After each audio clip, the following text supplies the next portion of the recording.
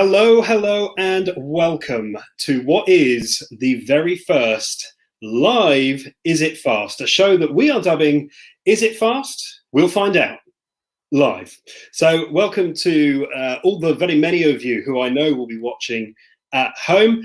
And just for those who wonder, what is it exactly I'm getting myself in for? Why am I sat here watching this? Well, welcome to what has been described by almost literally no one as the show that Soccer AM wanted to be if it had met the motorsport, automotive and general speedy world, had a couple of good-looking children and gave birth to what this is. This is It Fast Live.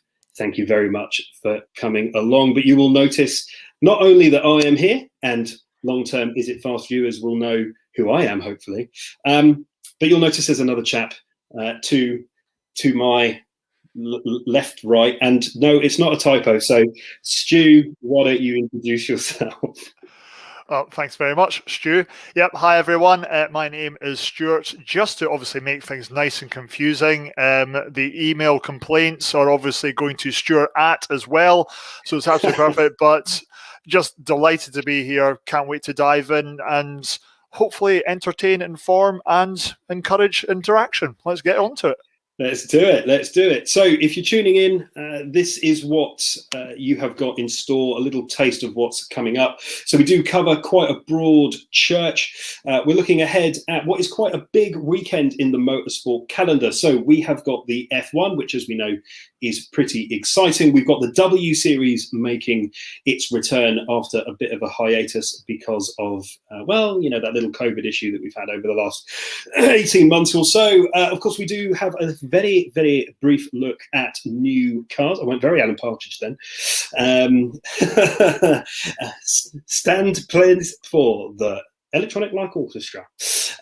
So, yeah, we have a little look at, well, some of the new car news to come out of the great automotive press. But then we leave dry land and we go into something a little bit more splishy splashy as we also look at what's going on in the world of boats. Now, I will say now, neither Stuart nor myself are an expert on boats, but we do try our best to bring as much boat action, that's not a thing, but as possible. So we do that, and then we go back to dry land as we cover a number of different championships. But what is also very exciting is that there will be information on how you as viewers can tune in and win some lovely car/motorsport/motorsporting championship goodies, not just only across this live series in the next week or two, but forthcoming, ongoing and beyond as we get into it. So if that doesn't wet your whistle and get your appetite ready, then I don't really know what does. But I'm ready. Stu, are you ready to have a little delve into what's been going on? You know what? I'm sat in, I've adjusted my mirrors, I'm ready to go. Let's do it. Awesome. Okie dokie. Well, first of all, we're going to head over to France. So we'll start with a little bit of automotive news and news out of the French manufacturer Peugeot. I believe that is how it's pronounced. So Peugeot this week, well, they announced that the brand new 308 SW Estate, now the 308 hatchback we have seen before, and I think looks rather lovely. Well, now there is a longer version of it. So as we can see here, the front of the brand new 308 SW Estate and sporting the brand new Peugeot logo at the front. What do you think of that, Stu? Can you see that on that tiny little picture? I can see that. Yeah, that is a very nice looking car. Got to love the grille on the front of it. Elongated version, not too bad. But the big burning question is always for me, why is it Peugeot? Why is it not Peugeot? I wasn't very good at French. I will hold my hands up. But I don't understand. I believe should there be an R? I don't know. Yeah. I believe that they have their own language over there, or some such thing. And yeah, that's something we should have sorted with Brexit. Honestly, surely to God. Just take your croissants and your language with you. Is that are we already politicizing this a bit too much? Tell us in the comments. Actually, please don't tell us in the comments what you think about Brexit. I feel that would be a very bad direction for our very first live show, given what's going on. But yes, the new Peugeot 308 moving swiftly on SW Estate, and I know the burning question inside all of you is, well, it's an estate. So how much space do I get? Great question.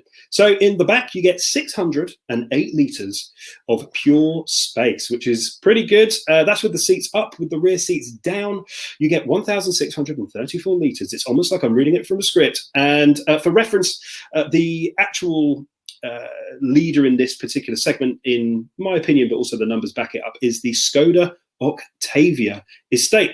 And for reference, they got 640 litres with the seats up and 1,700 litres with the seat down. But the Peugeot is almost exactly the same size as a Ford Focus estate. So there you go. There's some information for you on that. If you are going to put an order in, you probably want to pick some engines. Stu is the resident engineer. I believe cars don't move without an engine. This is something I've been taught. I understand that. Yeah, there's something to do with an explosion with petrol, and it just kind of goes. Yeah. So with that, in the front, you get a couple of options. You get a 1.2 litre 3-cylinder petrol and a 1.5 litre 4-cylinder diesel. They do make a paltry 128 brake horsepower. You can, however, add one of those new-fangled plug-in hybrids, and that puts the combined output up to 178 brake horsepower or 222 brake horsepower if you go for the 1.5 litre, and that brings a 12.4 kilowatt lithium-ion battery, which means you can get about 37 miles of pure electric distance motion out of just the battery, but it will eat into the boot space. So there you go, the new Peugeot 308 SW. But the big question, would you pick an estate over an SUV or an SUV over an estate? This is the question I'm regularly asked. You're asking the big questions already, Stu. We're not hiding on this, are we? No. I'll tell you, the comments are already flying in for us. Thomas, thanks very much for getting in touch, pal. Really great to have you tune in. Brian, yep, you're absolutely right. Trebella, La 308. Don't know what 308 is in French. I apologise. And Gav's already asking us, can I get my golf clubs in the boot? Can you get the golf clubs in the boot? I would hope so. I think more accurately, they are referred to as golf bats. But yes, I do believe that you can. In fact, you can probably get 2 sets of golf clubs in the back of this particular SW. And I'll tell you the thing about the 308 SW. In fact, the 308 in general, I'm going to get a little bit nerdy here. Actually, in fact, it's not. It's completely subjective. It looks great. As you can see, it wouldn't actually be out of place at a golf club. And that's got to be, well, that's quite a rare thing for a Peugeot. You don't really see a lot of, I don't know if you'd want to show up in a Peugeot to a golf club necessarily, but in these ones, and in fact, a lot of the new range, the 508 as well, you absolutely could. So yeah, there you go. That's some of these new estates that are coming out right now. They are beautiful cars, and they are very understated. This is the thing, and they are aerodynamically sound. So I always think you're going to go way quicker in an estate than you are in an SUV, which I know is not the point. You can only ever travel up to the legal speed limit, but still, if you want something that also for fuel economy, less buffering, less wind, that's kind of what we want. So that's that, I think. Look, seeing this beautiful car when I was doing a little bit of research for things, it reminded me, back in the day, I used to have a Peugeot 205. Now, this is only 103 away, but it looks a million miles away. That's how cars work, right? We just kind of count up the numbers. What? Yeah.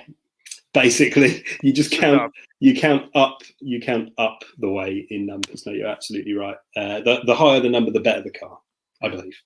But not necessarily for Ferrari. New Ferrari announced today, but we will talk about that next week. But yeah, exactly. And we take a bit of a hard left now.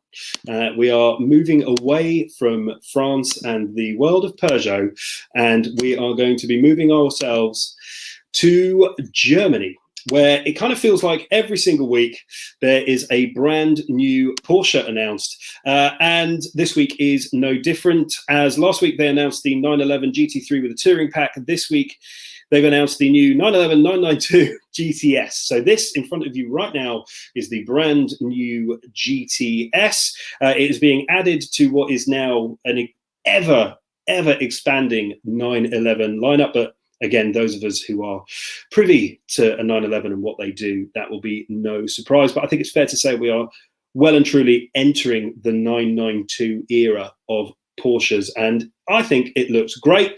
How does it work? Well, quite simple. You've still got the engine in the back. You've got a choice of two-wheel drive, obviously powered through the back, and a four-wheel drive version. And there is the 3-litre flat six with a manual or a PDK. So you can see there the manual gearbox, which I think for most of us purists is a step in the right direction. 0 to 62, 3.3 seconds apparently.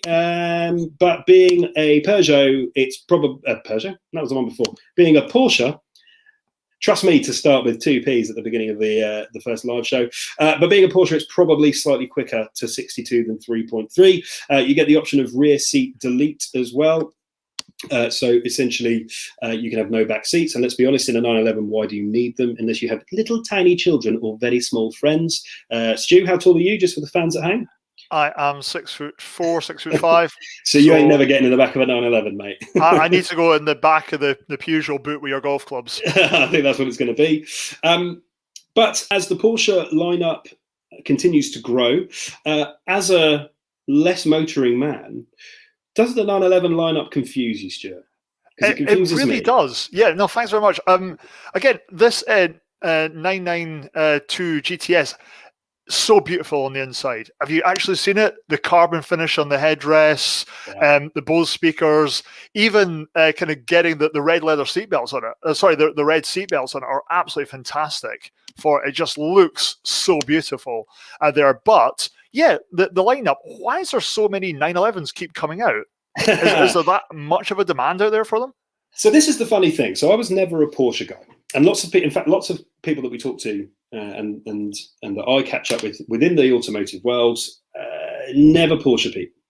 They're fairly common, I guess. I suppose certain types of people drive them.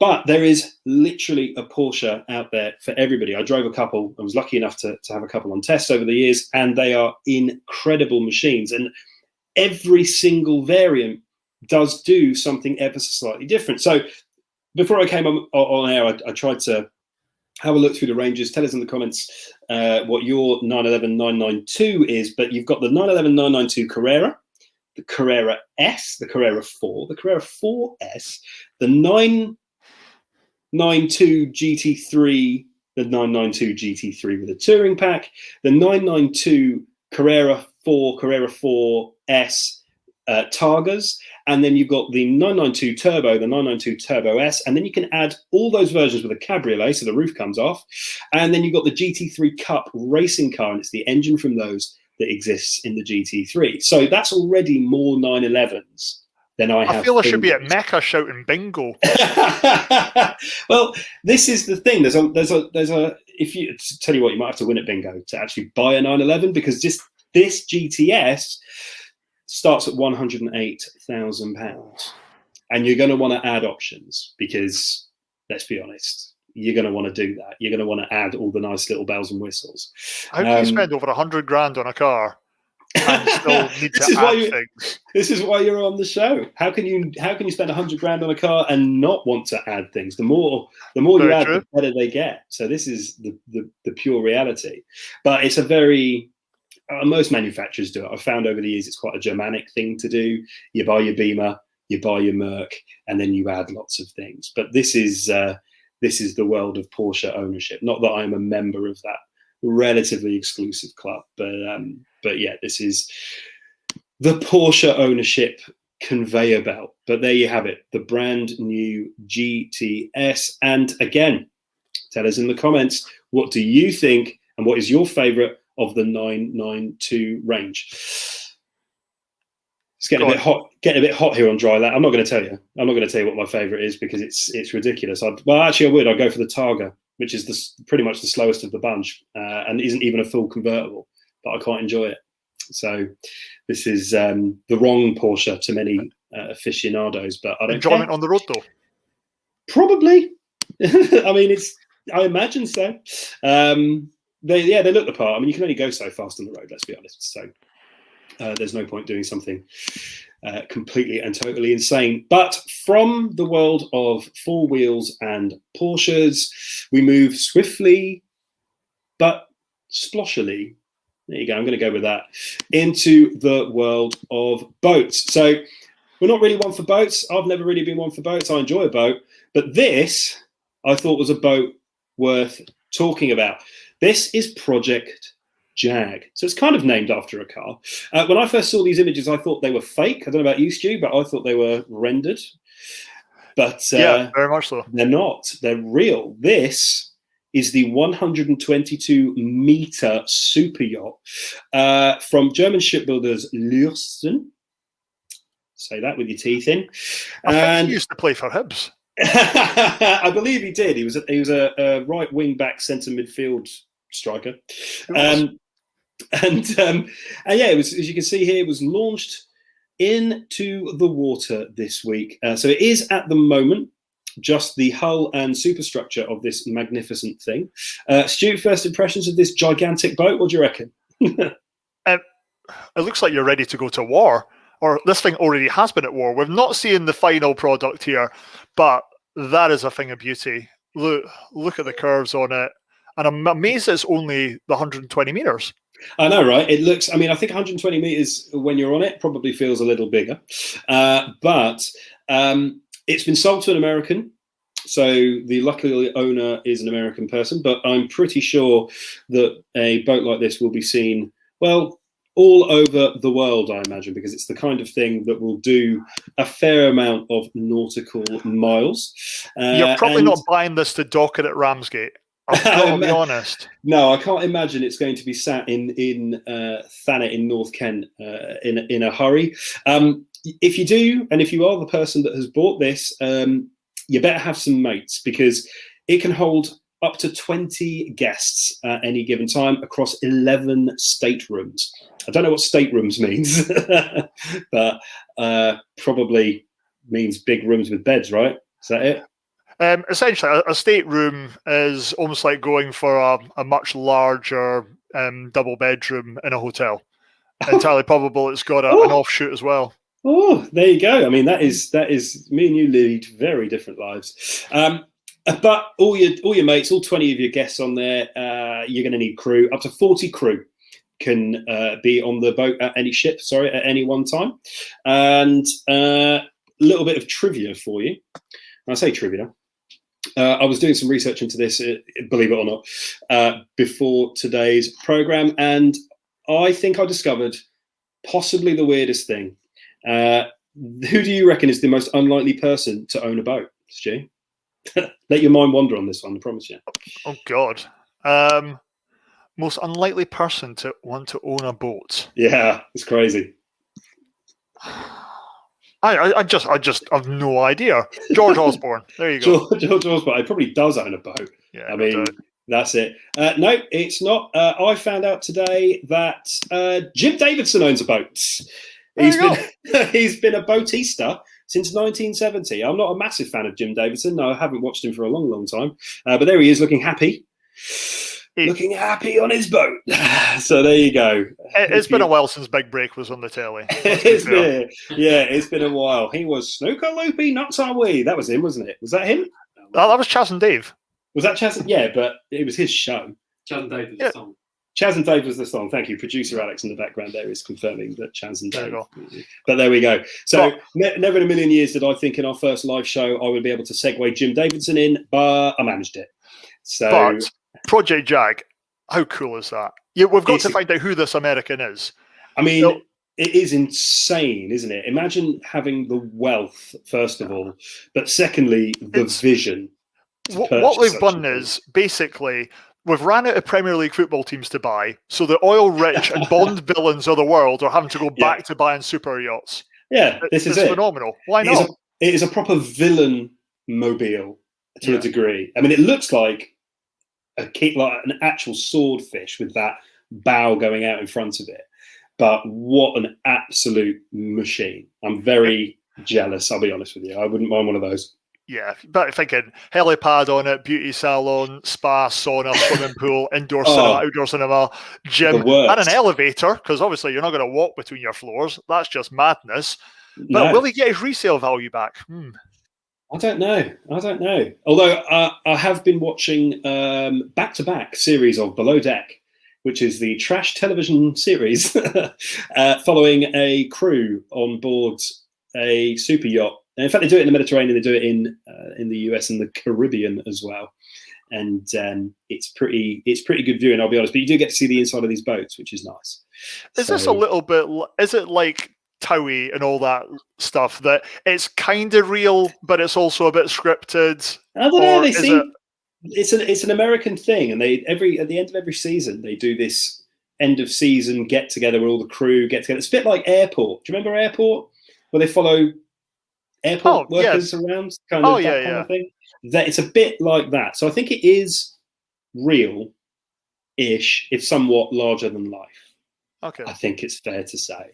But tell us in the comments, have you watched Below Deck? Tell us what you think. Are you from Below Deck, and are you going to sue us for saying Below Deck a number of times? And we have, Brian in the comments just telling us how these people don't actually pay for their boats once they're built. Great, nice sweeping statement there. So maybe that's what we do. They just order a boat and take it. Order a boat and take it. Yes, well, maybe. Awesome so. tip. Thanks, Brad. Yeah, we'll take that. But we are going to stick with boats, and the problem with boats is they are gas guzzlers. They pump greenhouse gases into the atmosphere. They're not very good for the environment at all. But when it comes to racing, and it comes to racing in a clean, sustainable manner, there's a young man called Alejandro Agag, who is the man behind Formula E and the man behind Extreme E as well. And now there is something new. We have got something called E1. So E1 is the all water-based championship that will be taking place all over the world. So these are 12 of these boats. They are going to be made in Pisa, in Italy, and they are going to be managing up to 50 knots. They weigh only 800 kilograms, and they are made totally of carbon fiber. So Extreme E, this is that, but on water. So the St. Helena, which is the support vessel for Extreme E, is going to be utilised for this, which means you can bring these boats around the globe. So 5 of these championship races are going to take place in remote parts of the world, with the other championship dates and races taking part in some of the most famous waterfront global cities in the world. So what do we think of this? What do we think of the race bird, the E1 race bird? That is absolutely beautiful. And soon they're going to have an option on their website where you can go and design your own race bird. Yes, you can go and put that together. That is awesome. I loved the e-racing series, genuinely did, because it all comes down to driver skill and tactics. I find that's a massive, massive part of it. That's why some people have been put off of other racing series that are out there. But this is just the stuff of dreams. Yeah, it really is. It's crazy stuff. So all these boats are going to be exactly the same spec. It is down to the skill of the driver. Tell us in the comments, what do you think of these? Well, they're going to be sustainable. The racing is going to be sustainable. They're going to be charged using removable hydrogen power cells, very similar to Formula E, very similar to Extreme E, and very similar to the pure ETCR world touring car racing as well. And for those of us of a certain age, and the most important thing, they look exactly the same as Total Wipeout. Do you remember Total Wipeout? Now, was that the Richard Hammond assault course show? No, although it was. Google it. Was it? Promise okay. You. Well, there was a PlayStation game. My producer will remind me at some point. There was a PlayStation game called Wipeout, and that game was 0G, absolute insane crafts racing all over the universe. Obviously, it's slightly different, but these look remarkably similar. Death races, weren't it? It was death races, but probably we don't want the pilots to die. No. But, at the same time, if they get a little bit injured, it's probably all right. I mean, they're very, very safe. Carbon monocoque. So there you have it. But yes, the E1 Racing Series with the Racing Bird there. So we have a new water-based championship to look forward to. We're not entirely sure when that's going to start. Probably next year. They haven't actually built a boat yet, but we're getting there. So, are you ready to move back onto dry land, Stu? Yeah, I think my knees are starting to wobble a bit there. I This don't is have great sea legs.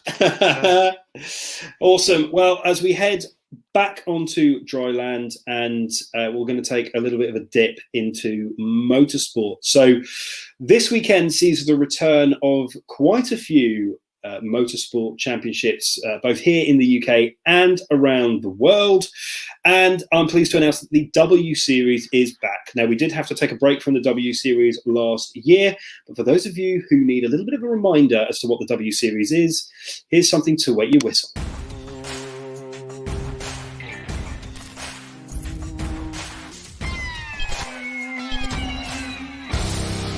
Brilliant display of how to go racing. Oh my God! Jamie Chadwick wins the first W Series race.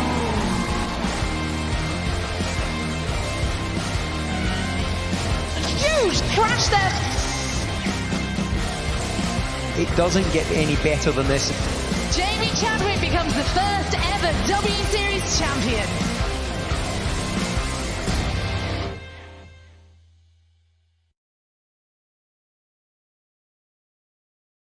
Woo! That is some hot stuff. I wish we could take credit for editing that, but we can't. So yes, Well, we can. It'd just be wrong. Well, that's true. I could edit that. So the W Series is back. It is an incredible racing championship, as you might have been able to deduce there from the footage. Oh, got a bit of a hair in my mouth. The beauty of doing it live. It is back, 8 races across the season, supporting the main Formula One package, which means this weekend it goes to Österreich, or Austria, just for you. Proper Alan Partridge, that one. So Jamie Chadwick is coming back as the defending champion. I was actually lucky enough to be at a number of the rounds of the very first maiden W Series, and I actually watched as Jamie Chadwick won the championship as she crossed the line, winning the championship in the very final race, if I remember correctly. Yeah, it's incredibly close racing. There's also some huge names in the championship this year. So obviously we've got Jamie Chadwick coming back. Jamie, for those of you who don't know, is a reserve driver in the F1 Championship as well, and takes part in Extreme E as well. So she's a very busy young lady as she does the rounds. And a very versatile driver as well. This is the thing. They are very different disciplines. Driving a 4-wheel drive electric unit across the world in Extreme E, obviously a reserve driver in Formula One, so the single seaters, and then obviously then having to go back and defend her title at the same time. There's quite a lot going on there, but she's not the only big name. Abby Eaton is also taking part. Abby Eaton, who is probably best known for being the test driver on the Grand Tour. So very talented. She's also driving in the Praga series this year, which if you haven't seen what a Praga is, I suggest that you Google it immediately. It is a incredible machine. And we have Jess Hawkins in there as well. Jess, who took part in the last round of the British Touring Car Championship, and also took part in the British Touring Car Championship in 2020 as well. So some really quite accomplished racers, and I'm not giving half of them justice. They're incredible drivers. Do you feel that there is a benefit or a threat to a race series like that with it having only 8 races? Because sometimes with your larger, obviously your F1, was it 23 rounds this time round versus 8? You obviously, there's far less chance that someone's a mile ahead of everybody else, but you also don't get to know the drivers as well. You don't get to see the circuits as much. Yeah, I think that's a fair statement. And there's a great and a huge amount of behind-the-scenes media coverage taking part this year for the W Series. So there is a documentary series that's taking part. Obviously, there's all the socials, which is just another level above what there was, frankly, in 2019, which is great. You will get to understand and know these drivers so much better.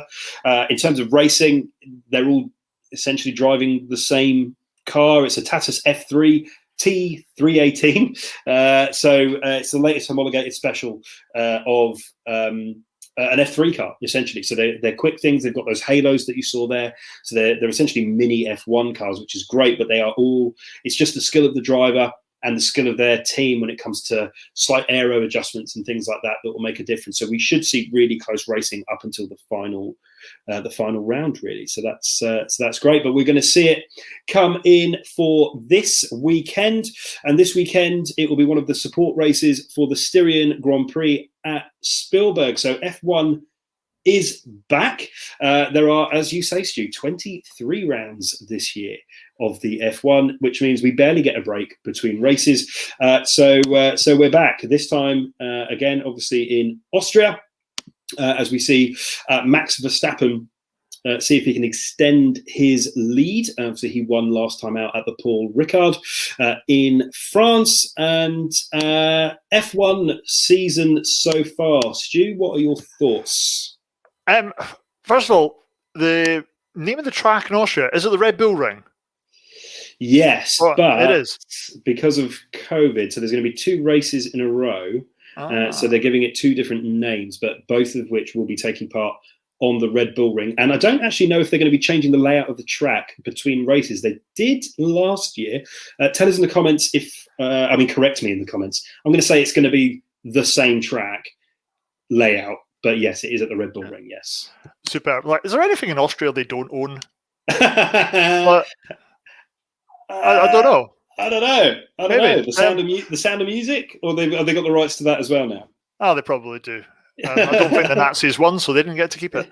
That's how it works. What's fantastic about that track is obviously the big straight on it. Yeah. That is just foot down and go.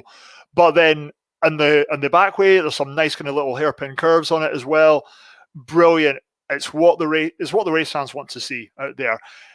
For me, F1 right now is getting its mojo back. We're starting to see a little bit more. It's maybe had a bit of a dip for me. I used to kind of passionately watch the F1 on a Sunday with my dad. Absolutely loved doing it.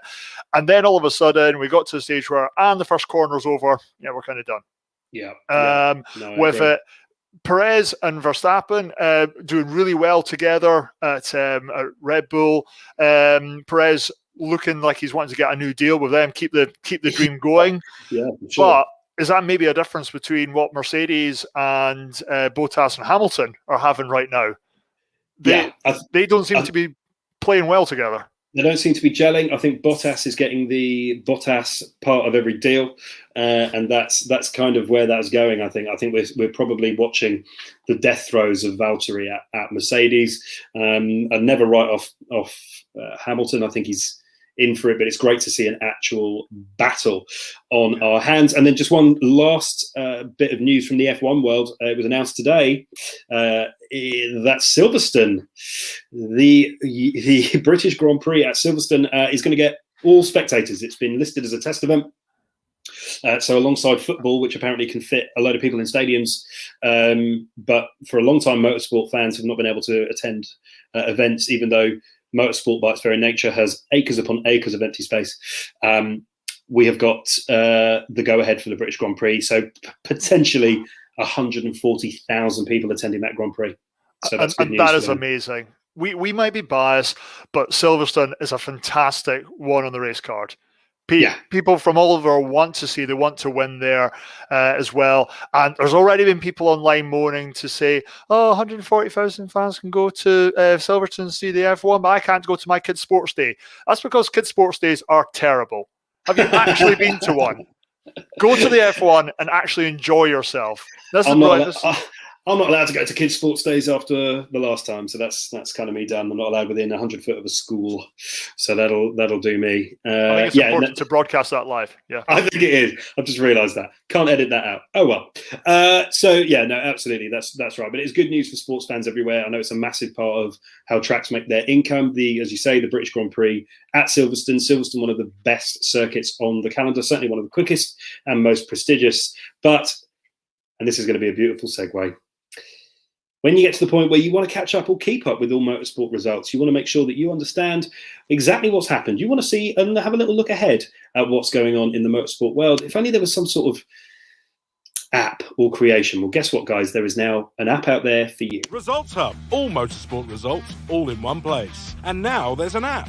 Take results with you on the go as we bring you the latest standings from championships around the world. And there's more. Use the app to see who is racing and where with our handy calendar feature. Download the app now. Results Hub.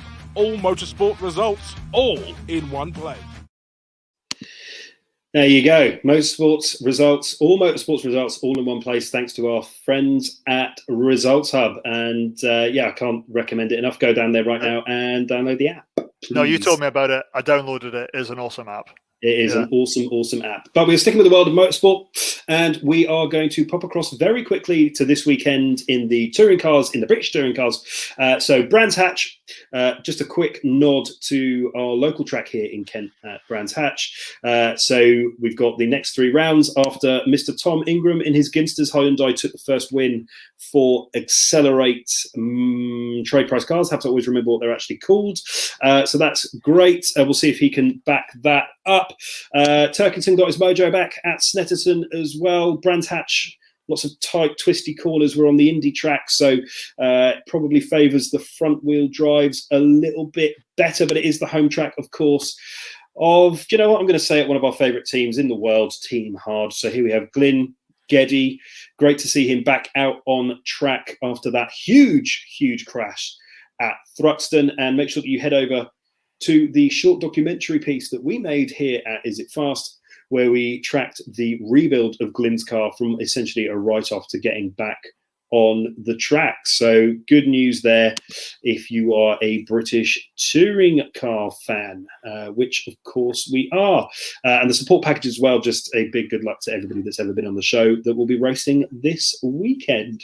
Yeah. So there Great we to have see it. you. Great to see you back at Brands Hatch. They're also returning there for the finale of the season this year, which is brilliant.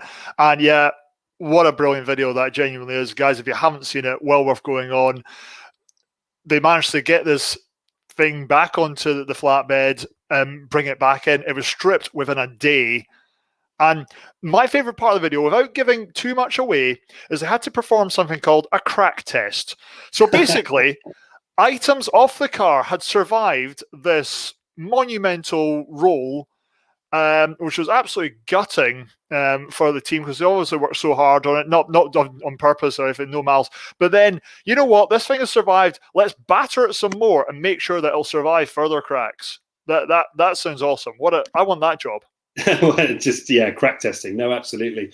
Well worth a video, well worth a watch. We'll put the links up in the descriptions. Make sure that you can see it. It is award nominated, so big well done to me. And so moving on, very similar to touring cars, touring car cousins, I suppose, the World Rally Championship. So the World Rally Championship has seen somewhat of a resurgence, in my opinion, over the last few years, and the WRC is headed to Kenya. So it's the first time that the WRC is heading to Africa since 2002. And if you want to get excited, now's the time. Check this little piece out directly from WRC.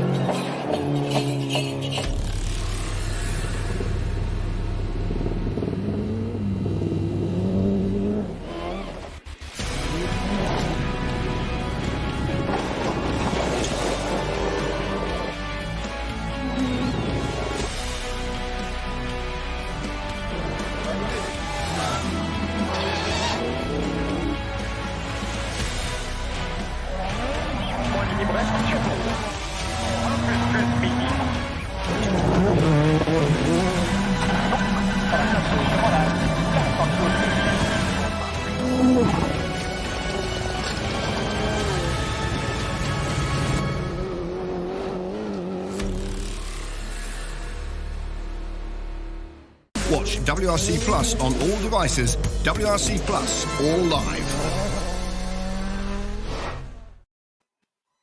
Ooh, you're welcome. We don't get paid by WRC Plus, but it's probably quite good, so go and do it anyway. So there we have it. The WRC is headed back to Africa. Some little hints and tips for you in terms of a little bit of history. So it's going to be over 18 stages.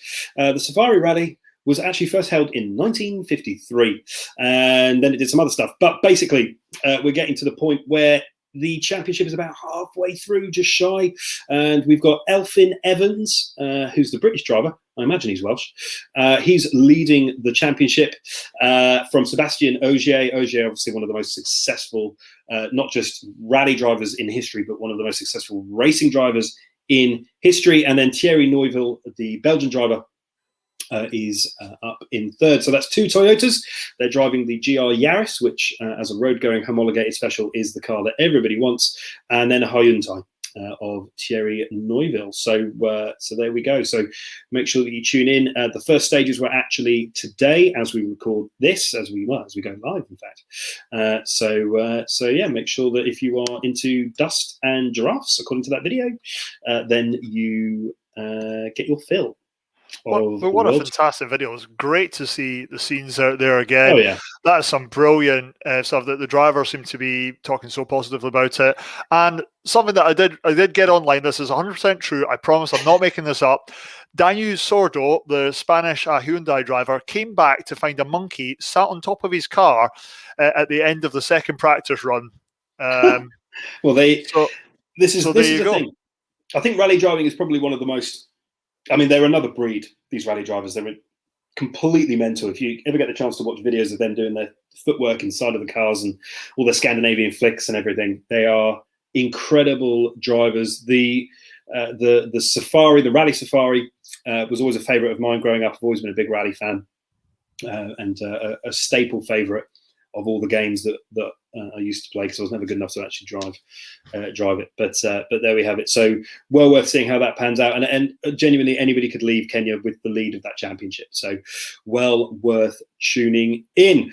But from Africa, we are now going to travel across to Portugal, because it's time for one of my favourite championships at one of my favourite tracks. So the WTCR, the World Touring Car Racing Championship, is headed to Estoril in Portugal. And once again, thank you very, very much to the guys over at FIA WTCR for putting something together to make sure that we know what's going on. But let's just remind ourselves of what happened at the first weekend, which was held at the Nürburgring in Germany.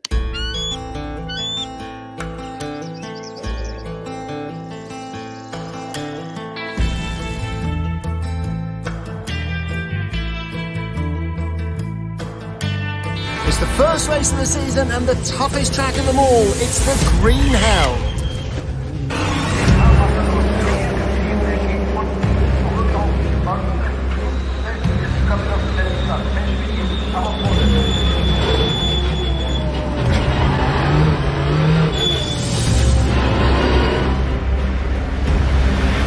Oh, there's contact. Oh, look at that. Thiago Monteiro slips through. He's in second. Checkered flag is out. Victory in race one for Thiago Monteiro.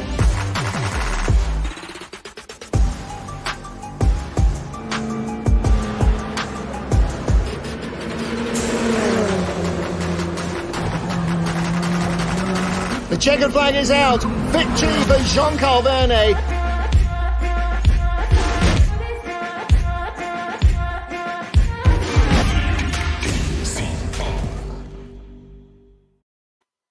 TCR. It's in the game. Oh, wait, no. Sunday.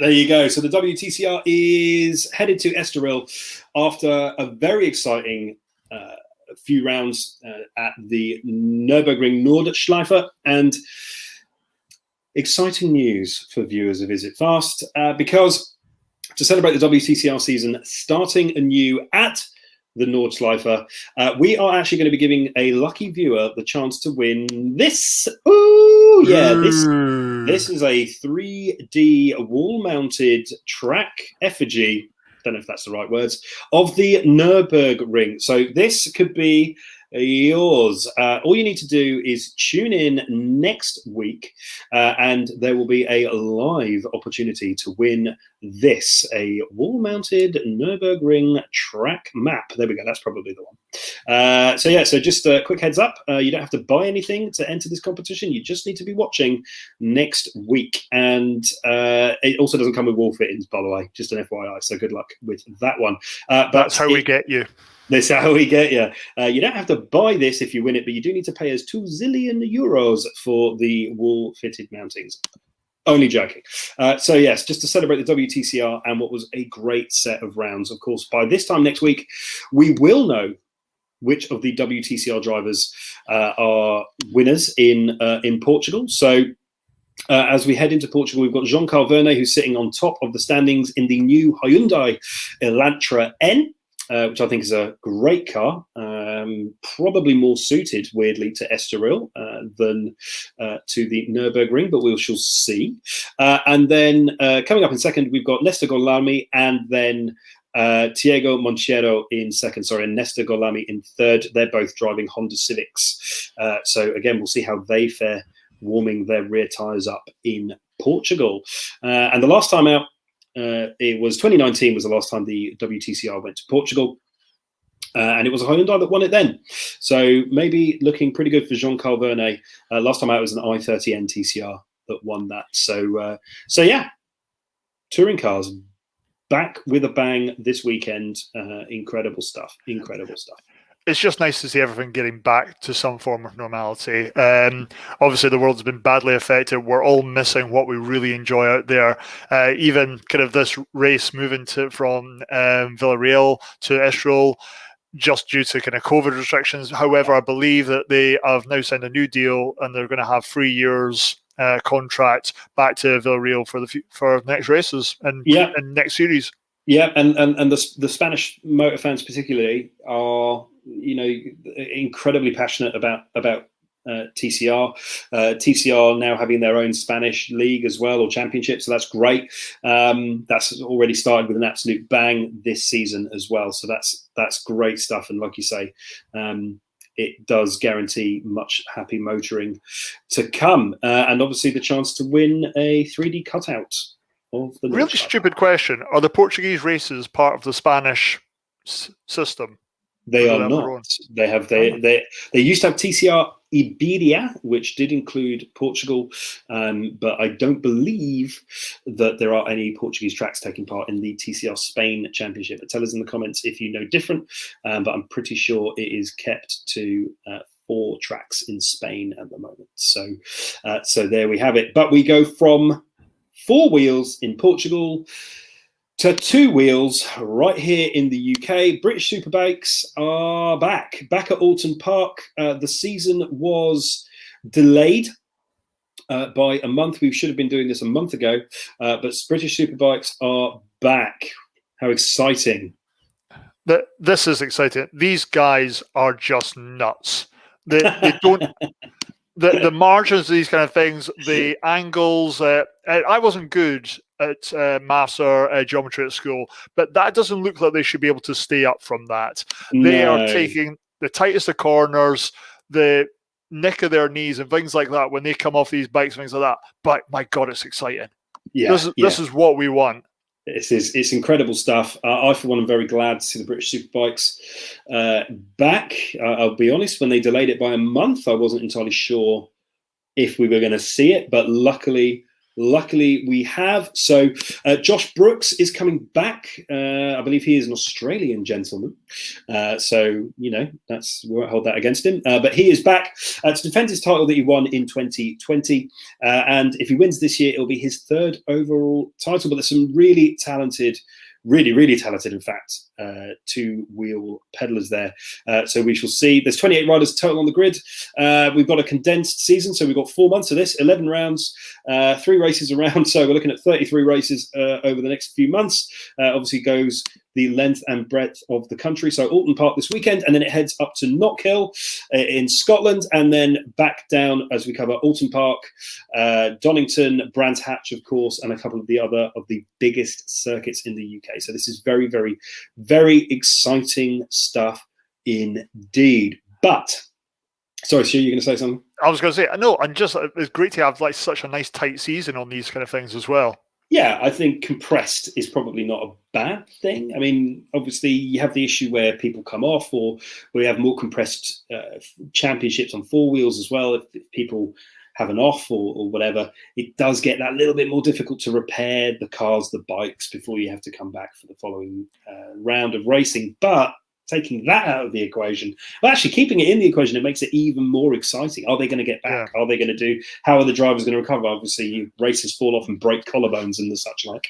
Does that affect decision making as well, though? All of a sudden, do they kind of think, well, no, I need to? It comes into the tactics. I think that's exciting. Actually, that's a good point. I never thought about that.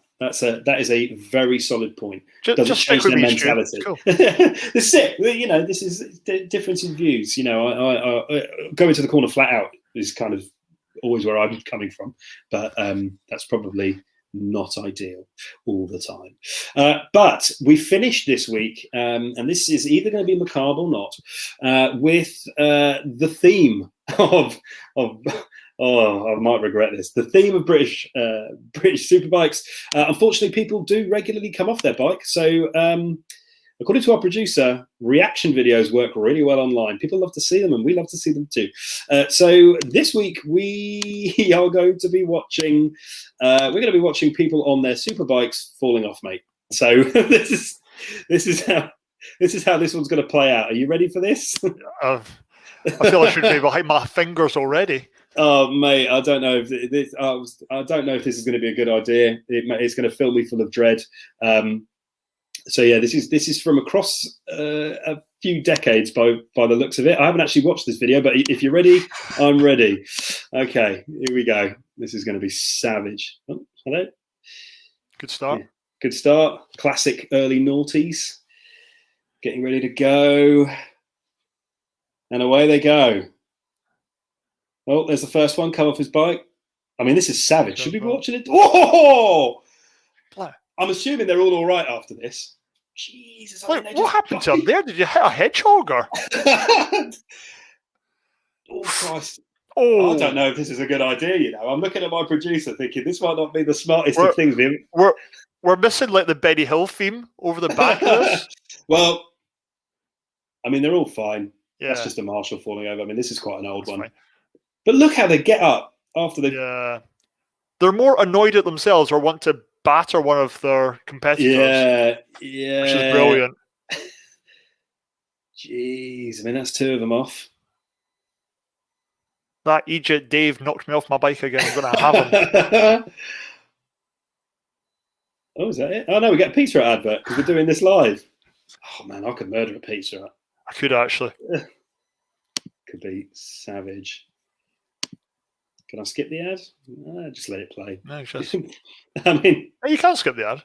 No, well, it's all in the ad says skip the ad. There you go. Right, let's go back to drivers flipping their nut. Oh Christ, that looks quite bad. It's how far they travel. Just shows how quick they're going. Well, this is the thing, they don't look that quick until they come off, right? And then they just absolutely fly for quite. I mean, that was definitely Green Book. Jeez. Yeah, that was Green Boy's fault right there. It's amazing they made this many series of Power Rangers with this kind of stuff. Oh my dear Lord. Oh. It's the bike flipping up after. Yeah, I wouldn't want one of those bikes landing on me. No, I can't imagine that is too good. Jeez. There's 5 minutes. 5 minutes of this. I'm trying to figure out where they are. That's definitely Brands Hatch. He's off. If it bounces into the crowd, do they get to keep the bike? Or I don't know. Like catching a baseball. Yeah. I mean, see, I'm not into bikes. I like bikes. I like watching the racing, but I don't know anything about it. So some of it is the crashes. What? But that guy's doing really well to hold on to that. He's hanging on to that for dear life, isn't he? I don't think he can get it to stop, or it can't stop. He's on. And he's all right. He's on and he's on. Fair play to him. Oh. Oh, this is macabre. Producer Alex, this is macabre, mate. You're making us watch people. Who makes these decisions? Essentially, He watch lost a people shoe there. I mean, they're all getting up. They're all getting up. They are. I'm a bit worried that like one of them is going to lose their heads, and we're going If to. we've got a memoriam at the end of this, I'm not going to be happy at producer Alex. Well, this is it. He should have checked the footage beforehand. He's smirking in front of me. He's a bit of a masochist. Off they go. Now, see, this could be a new competition. How far can you slide your bike? It's like bowling. Oh, another one at Brands Hatch coming off. That would be awesome. That looks nasty. Oh, look at that. Oh, geez, had sparks on it. He's off. He's off. This is legitimate. Yeah, just definitely try and stop yourself with your head. Yeah, that's the best way to approach that. Oh, I'm only enjoying this a little bit because I know they all make it. Do we though? We're just assuming they make it because I mean, yeah, I'm assuming. Oh, there's a third Stuart on the show. Someone please check if Stuart Easton's okay. The third Stuart on the show having a crash today. Jeez. I think we're getting to the end. We're getting to the end. What? Oh. Yeah, they know it. They're just laughing. There's that Phil. You know what he's like. Oh, jeez. And one more. We've got one more. Oh, it's on fire. The bike's on fire. What a way to end. The bike's on fire. The bike is on fire. There we go. Well, that's savage. We finished with a bike on fire. That makes a lot of sense, to be fair. But there we have it. Well, what an ending. A reaction video, because that's what the under-30s want. Apparently. I wouldn't know. Me neither. Completely lost on it. Completely lost on it. Well, there we go. That brings an end to the very first, possibly ever, live Is It Fast? Is It Fast? Find Out Live. So thank you very much, first of all, to my lovely co-host, Stuart, for being a good sport. Stuart, thanks very much for having me on. Really enjoyed it. Good. Well, thank you very much, everybody, for watching. If you're watching this live, well, thank you ever so much for tuning in. If you're watching this not live, or you're listening to this later on as a podcast of the traditional variety through your audio set, then make sure that you follow us on your social media platform of choice. Give us a like, a thumbs up, a subscription, whatever it is that you need to do to make sure that you don't miss not only our live programs like this one here, but also we do live motorsport. That's right, you can tune into Is It Fast and watch live motorsport from around the world. The China GT, the XCAT Multi-Catamaran Championship, couldn't quite say that, and other lovely, lovely championships from around the world that we're not quite ready to share with you at this moment. But thank you very, very much for watching. Make sure that you tune in next week, not only to keep up with the latest news and motorsport, but also for your chance to win the Nordschleifer 3D printout. There you go, Nürburgring Nordschleifer 3D printout. Make sure you tune in next week as well to have a chance of winning that. And of course, massive thank you to everyone who got involved in the comment section. Really appreciate you. Oh, yeah. Cheers, you guys. Yeah, cheers. Cheers, you guys. Oh, yes. Thank you very much. So for at least a week, thank you very much. And we will catch up very, very soon.